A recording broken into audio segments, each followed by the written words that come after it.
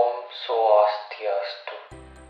Halo adik-adik, perkenalkan nama kakak Imade Udiburusa, bisa dipanggil Kak Ade. Jadi pada kesempatan kali ini kakak akan berbagi sedikit ilmu tentang pelajaran matematika, yaitu tentang KPK dan FEB. Oke, tanpa membuang banyak waktu, langsung saja kita ke materi. Let's go. Oke, sebelum masuk ke KPK dan FEB, kalian harus tahu dulu tentang bilangan prima. Karena nanti di KPK dan FEB, kita akan menggunakan bilangan tersebut. Nah, apa itu bilangan prima? Bilangan prima adalah bilangan yang memiliki dua faktor, yaitu bilangan satu dan bilangan itu sendiri. Nah, apa itu faktor? Faktor sendiri adalah bilangan yang habis membagi suatu bilangan tanpa adanya sisa. Nah, untuk lebih jelasnya, silakan kalian simak contoh berikut ini. Contohnya 2. 2 dibagi habis dengan 1.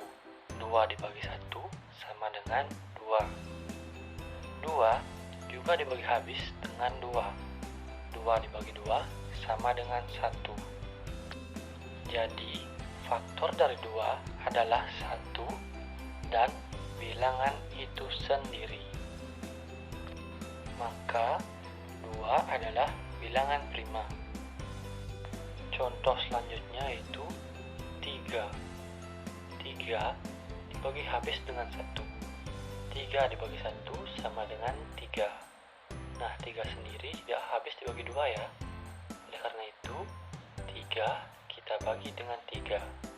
3 dibagi 3 sama dengan 1. Jadi, faktor dari 3 yaitu 1 dan bilangan itu sendiri. Maka, 3 adalah bilangan prima. Contoh selanjutnya yaitu 4. Nah, 4 kita bagi dengan 1. 4 dibagi 1 sama dengan 4. Nah, 4 juga habis dibagi dengan 2. 4 dibagi 2 sama dengan 2. Kemudian 4 dibagi habis juga dengan 4. 4 dibagi 4 sama dengan 1. Jadi, faktor dari 4 yaitu 1, 2, dan bilangan itu sendiri. Jadi, 4 bukan bilangan prima, karena bilangan prima hanya memiliki 2 faktor saja. Nah, perlu juga kalian ketahui bahwa 1 itu bukan bilangan prima ya, karena 1 hanya memiliki 1 faktor saja, sedangkan bilangan prima memiliki 2 faktor. Berikut merupakan contoh bilangan prima, yaitu 2, 3, 5, 7, 11, 13, 17, 19, 23, 29, dan seterusnya. Nah, kalian juga perlu tahu bahwa bilangan prima itu memiliki lawan bilangan, atau biasa disebut dengan bilangan komposit. Bilangan komposit adalah bilangan asli lebih dari 1 yang bukan merupakan bilangan prima. Contoh dari bilangan komposit yaitu 4, 6, 8, 9, 10, 12, 14, 15, 16, dan seterusnya. Oke, selanjutnya kita akan langsung membahas tentang KPK dan FEB. Kita mulai dari KPK. KPK merupakan singkatan dari kelipatan persekutuan terkecil, yang artinya kelipatan yang sama dan terkecil dari 2 bilangan atau lebih. Sedangkan FEB adalah singkatan dari faktor persekutuan terbesar, yang artinya faktor yang sama dan terbesar dari dua bilangan atau lebih. Nah, untuk lebih jelasnya, silakan kalian simak contoh berikut ini.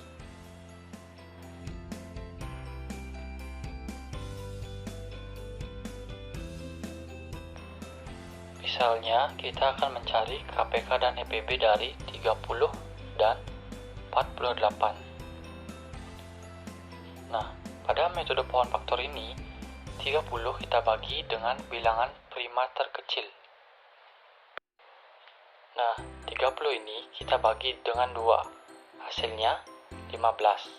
Nah, karena 15 tidak bisa dibagi dengan 2, kita lanjutkan ke bilangan prima selanjutnya, yaitu 3. 15 dibagi 3 hasilnya 5. Metode pohon faktor ini akan berhenti jika menghasilkan bilangan prima juga. Nah, 5 kan bilangan prima, jadi kita stop. Oke, selanjutnya 48. Kita bagi dengan bilangan prima terkecil, yaitu 2. 48 dibagi 2, hasilnya 24. Kemudian 24 dibagi 2 lagi, hasilnya 12. Kemudian 12 dibagi 2 lagi, hasilnya 6. Kemudian 6 bisa dibagi 2 lagi, hasilnya 3. Nah, 3 karena sudah bilangan prima, berarti kita stop. Oke, selanjutnya kita tuliskan faktorisasi primanya. Berarti 30 sama dengan 2 dikali 3 dikali 5. Kemudian 48 sama dengan 2 dikali 2 dikali 2 dikali 2 dikali 3, atau sama dengan 2 pangkat 4 dikali 3. Nah, selanjutnya kita tentukan KPK dan EPB dari 30 dan 48. Yang pertama kita cari KPK-nya dulu. Nah, untuk menentukan KPK, kita kalikan semua faktor prima dari 30 dan 48, yaitu 2 dikali 3 dikali 5. Nah, pada KPK kita gunakan faktor dengan pangkat terbesar. Nah, untuk 2 sendiri pangkat terbesarnya kan 4, jadi kita tuliskan 2 pangkat 4. Nah, karena 3 pangkatnya sama, kita tuliskan 3 saja. Dan 5 karena hanya ada 1, kita tuliskan 5 saja. Selanjutnya kita tinggal kalikan 2 pangkat 4 kali 3 dikali 5 sama dengan 240. Jadi KPK dari 30 dan 48 sama dengan 240. Oke, selanjutnya kita tentukan EPB dari 30 dan 48. Nah, untuk mencari EPB, kita kalikan faktor yang sama dengan pangkat terkecil. Nah, untuk faktor yang sama yaitu 2 dan 3. Karena 2 pangkat terkecilnya adalah 2 pangkat 1, kita tuliskan 2 saja. Untuk 3-nya karena 3 pangkat 1 paling kecil, kita tuliskan 3 saja. Selanjutnya tinggal kita kalikan 2 dikali 3 sama dengan 6. Jadi EPB dari 30 dan 48 sama dengan 6. Contoh selanjutnya yaitu tentukan KPK dan EPB dari 20, 50, dan 72. Tetap menggunakan metode pohon faktor, kita mulai dari 20. 20 dibagi 2, hasilnya 10. Dibagi 2 lagi, hasilnya 5. Nah, karena 5 sudah bilangan prima, kita stop.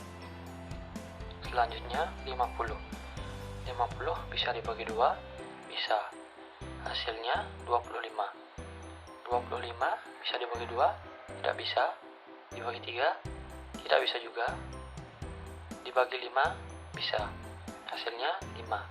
Karena sudah bilangan prima, kita stop. Selanjutnya 72 dibagi 2, hasilnya 36. Dibagi 2 lagi, hasilnya 18. Dibagi 2 lagi, hasilnya 9. Nah, karena 9 tidak bisa dibagi 2, kita bagi dengan 3. Hasilnya 3. Karena 3 sudah bilang prima, kita stop. Nah, selanjutnya kita tuliskan faktorisasi primanya. 20 sendiri sama dengan 2 pangkat 2 dikali 5. Untuk 50 sama dengan 2 kali 5 pangkat 2. Nah, untuk faktor dari 72 sama dengan 2 pangkat 3 dikali 3 pangkat 2. Kemudian kita tentukan KPK dan EPB-nya. Untuk KPK, seperti yang kakak katakan tadi, kita kalikan semua faktor dengan pangkat terbesar, yaitu sama dengan 2 pangkat 3 dikali 3 pangkat 2 dikali 5 pangkat 2 sama dengan 2 pangkat 3 sama dengan 8 dikali 3 pangkat 2 sama dengan 9 dikali 5 pangkat 2 sama dengan 25. Jadi hasilnya sama dengan 1800. Jadi KPK dari 20, 50, dan 72 sama dengan 1800. Nah, selanjutnya tentukan FVB-nya. Nah, seperti yang kakak katakan tadi, untuk mencari FVB itu kalikan faktor yang sama dengan pangkat terkecil. Nah, faktor yang sama di sini hanya ada 2 dan pangkat terkecilnya 1. Jadi kita tuliskan FVB-nya sama dengan 2. Nah, karena pangkat 1 kita tidak usah tuliskan. Jadi FVB dari 20, 50, dan 72 sama dengan 2. Oke, itu sedikit ilmu yang dapat kakak bagikan kepada adik-adik semua. Semoga bisa bermanfaat dan semoga adik-adik semua bisa mengerti terkait dengan materi KPK dan FVB. Selanjutnya kakak akan memberikan sedikit soal kepada adik-adik semua supaya adik-adik bisa kerjakan di rumah. Berikut adalah soal tersebut.